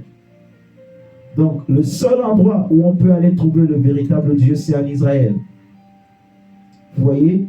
C'est là que maintenant l'homme impie, de même que Jésus s'est matérialisé, Dieu s'est matérialisé physiquement au milieu des hommes. Vous voyez, maman? C'est là maintenant que l'esprit de l'Antéchrist aussi va se matérialiser au milieu des hommes. Et c'est ça c'est lui qu'on appelle l'homme impie. Vous voyez? Donc, il va se matérialiser et il va diriger le monde pendant 3 ans et demi. Il y aura un semblant de paix. Il va se présenter au monde comme étant un homme de paix, un homme qui apporte la solution au monde. Vous voyez? Il sera fort économiquement. Il sera intelligent. Il sera aussi un homme très scientifique. Parce qu'il faut qu'il ait l'approbation de toutes ces organisations.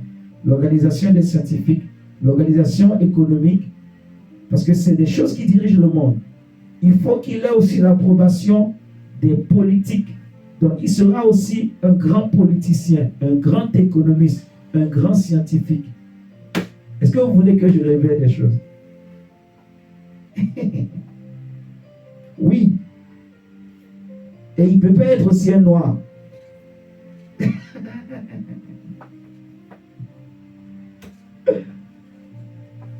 Parce qu'il faut qu'il soit accepté, en fait, dans les nations. Vous comprenez ça? Il faut que toutes les nations l'acceptent. Parce que quand lui viendra, il y aura maintenant un seul gouvernement mondial, en fait. Vous voyez?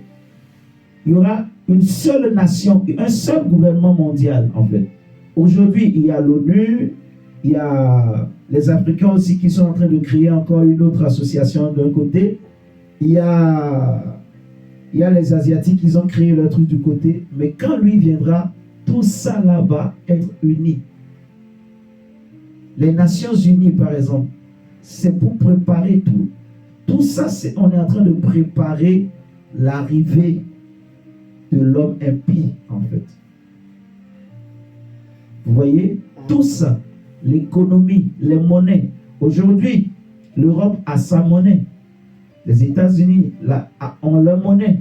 Les Africains aussi, un jour, auront une monnaie unique pour toute l'Afrique.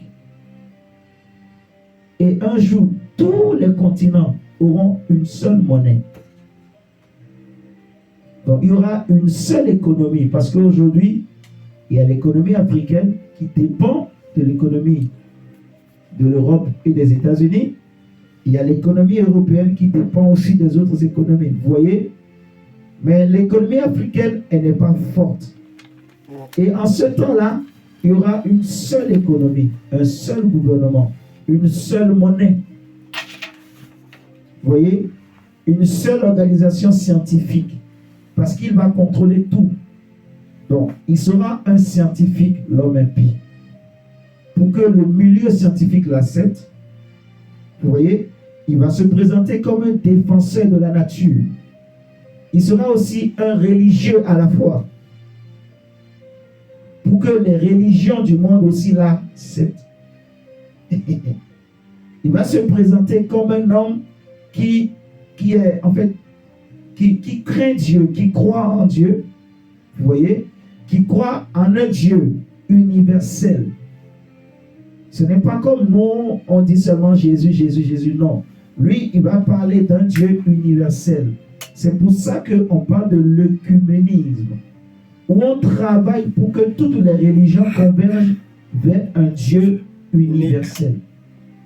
Qu'on soit animiste, qu'on soit païen, qu'on soit bouddhiste, qu'on soit juif, qu'on soit chrétien ou musulman, le but, c'est d'amener tous ces gens-là qui, au départ, n'ont pas la même doctrine, à s'asseoir ensemble autour d'une même table et à se dire finalement, nous avons un même Dieu. Vous comprenez ça? C'est ça le but en fait. C'est pour ça que je dis que toutes les âmes qu'on est en train de faire là, tout ce système-là, le système économique, le système politique, il sera aussi un politicien pour que les dirigeants politiques l'acceptent en fait. Donc il sera de tous ces milieux en fait. En gros, c'est ce que je veux vous dire. C'est un homme qui sera très cultivé. C'est une personne. Vous voyez? Mais son esprit déjà travaille pour préparer sa venue. Dans le monde spirituel, dans le monde des ténèbres, son esprit est déjà là. On attend seulement que l'Église part pour qu'il se matérialise. Si vous lisez avec moi la suite, dans 2 Thessaloniciens, verset 5, on dit, ne vous souvenez-vous pas que je vous disais ces choses lorsque j'étais encore chez vous. Et maintenant, vous savez ce qui le retient, afin qu'il ne paraisse qu'en son temps. Donc, l'homme impie, il y a quelque chose ou quelqu'un qui l'empêche aujourd'hui de se matérialiser physiquement. C'est qui? C'est l'Église. Donc, on va dire c'est le Saint-Esprit au travers de l'Église. Mais quand l'Église va partir, le Saint-Esprit ne sera plus sur la terre. Donc, il n'y aura plus le règne de Dieu que nous appelons, nous prions. Parce que quand les chrétiens prient, le règne de Dieu vient. Et à cause des enfants de Dieu, Dieu ne peut pas laisser l'homme impie se matérialiser. Si l'homme impie se matérialise, il y aura certaines colères de Dieu qui vont commencer par tomber sur la terre. Vous comprenez? Donc, c'est son esprit qui agit. Tout est fait pour son esprit. Tout est fait pour lui, en fait. Donc, il faut bien comprendre c'est quoi le monde dans lequel tu vis. On travaille, parce que la Bible dit celui qui ne travaille pas ne mange pas. Mais on ne travaille pas pour vivre. On ne travaille pas comme les gens du monde. On travaille parce que, bon, on est sur la terre, il faut travailler pour soutenir l'œuvre de Dieu, pour soutenir sa famille, pour vivre, ainsi de suite. Vous voyez? Mais on ne travaille pas pour réussir. On ne travaille pas pour le monde. On ne travaille pas selon le monde. Vous voyez? On ne travaille pas parce qu'on veut devenir milliardaire. On n'a pas les mêmes soucis que les gens du monde, en fait. Vous voyez? Les gens du monde travaillent parce que ils veulent devenir le plus grand, je ne sais pas moi, député, le plus grand champion, le plus grand ingénieur, le plus grand ceci. Il veut aller faire la politique. Il a plein de ses ambitions dans la tête. Il ne pense pas à son salut. Il ne pense pas à son âme.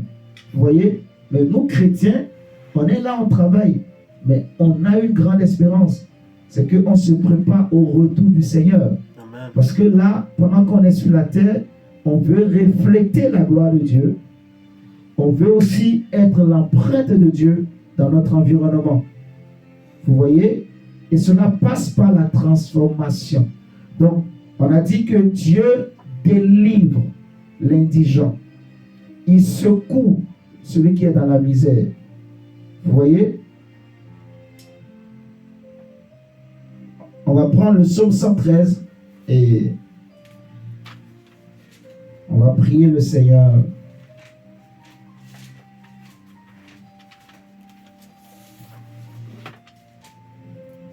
Psaume 113, versets 7 et 9. La Bible dit, de la poussière, il retire le pauvre. Du fumier, il relève l'indigent. Pour les faire asseoir avec les grands de son peuple. Il donne une maison à celle qui était stérile. Il en fait une mère joyeuse au milieu de ses enfants. Louez l'Éternel. Vous voyez? Donc, il retire le pauvre de la poussière. Il retire de la poussière. Il retire le pauvre de la poussière. Dieu sauve, Dieu secoue l'indigent. Donc, le Seigneur est disponible pour donner l'intelligence à ceux qui comprennent, ceux qui ont compris l'enjeu et qui décident maintenant de changer. Amen. Amen. J'insiste, il faut que tu te réveilles. Si tu vois que les enseignements là, tu ne comprends pas bien, il ne faut pas dire que c'est normal. Il faut que tu te lèves, tu te décides, moi je dois comprendre. Si tu prends cette décision, quelque chose va se passer. Tu vas maintenant commencer par t'organiser, te discipliner toi-même. Vous voyez? Parce que ton corps t'appartient, ton âme t'appartient, ton esprit t'appartient. Et Dieu veut que tu aies la vie. Le Seigneur veut que nous soyons le reflet de la gloire de Dieu sur la terre. Et que nous soyons l'empreinte de la divinité de Christ. C'est ça le but que le Seigneur veut, en fait. Avoir la vie de Dieu, c'est ça. Mais comment l'avoir? Tu peux recevoir cette vie comme ce matin, pendant qu'on prêche. Tu peux recevoir aussi cette impactation par l'imposition des mains. Vous voyez? Lorsque tu comprends que tu as besoin de cette lumière, la vie de Dieu, c'est la lumière. Lorsque tu comprends que tu as besoin de cette lumière-là, tu peux la recevoir au travers d'un enseignement comme ça. Quand on enseigne des mystères, on dévoile des choses, le Seigneur touche ton esprit, il te donne une révélation. C'est à toi de la garder, de la travailler pour qu'elle pénètre, qu'elle soit établie dans ton esprit, cette vérité. Vous voyez? Parfois, même par l'imposition des mains, on peut recevoir la vie également. Parce que la vie se transmet. Et la Bible nous dira que qu'il ne sorte de votre bouche aucune parole mauvaise. Regardons, on va terminer par là. Éphésiens. Et puis on va prier le Seigneur.